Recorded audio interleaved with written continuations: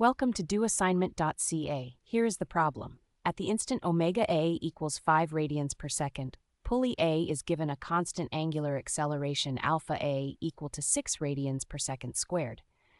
Determine the magnitude of acceleration of point B on Pulley C when A rotates 2 full revolutions. Pulley A has a radius of 50 millimeters.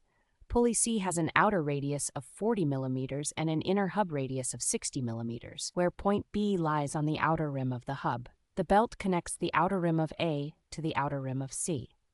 Now let us work through the solution step by step. Because the angular acceleration of Pulley A is constant, we use the constant acceleration formula.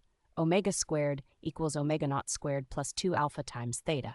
Substituting 5 radians per second for the initial angular velocity, 6 radians per second squared for alpha, and 4 pi radians for 2 full revolutions, we get omega A squared equals 25 plus 48 pi, which is approximately 175.8 z, giving omega A approximately 13.26 radians per second. Here is the system diagram. Pulley A on the left has a radius of 50 millimeters. A belt connects its outer rim to the outer rim of Pulley C on the right, which has an outer radius of 40 millimeters. Pulley C also has an inner hub with a radius of 60 millimeters, shown by the dashed circle, and point B sits on that hub rim. We need the total acceleration of point B after A completes 2 full revolutions. The belt constraint means the rim speed of A equals the rim speed of C.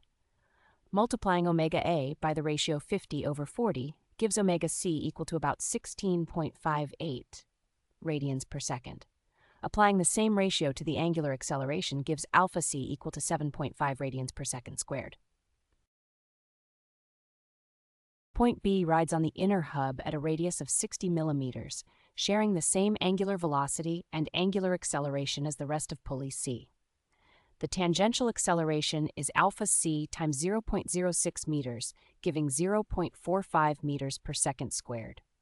The normal centripetal acceleration is omega C squared times 0.06 meters, giving approximately 16.50 meters per second squared.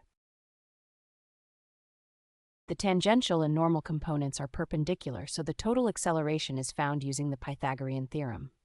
Taking the square root of 0.45 squared plus 16.50 squared gives the square root of 272.45, which is approximately 16.51 meters per second squared. This is the magnitude of the acceleration of point B.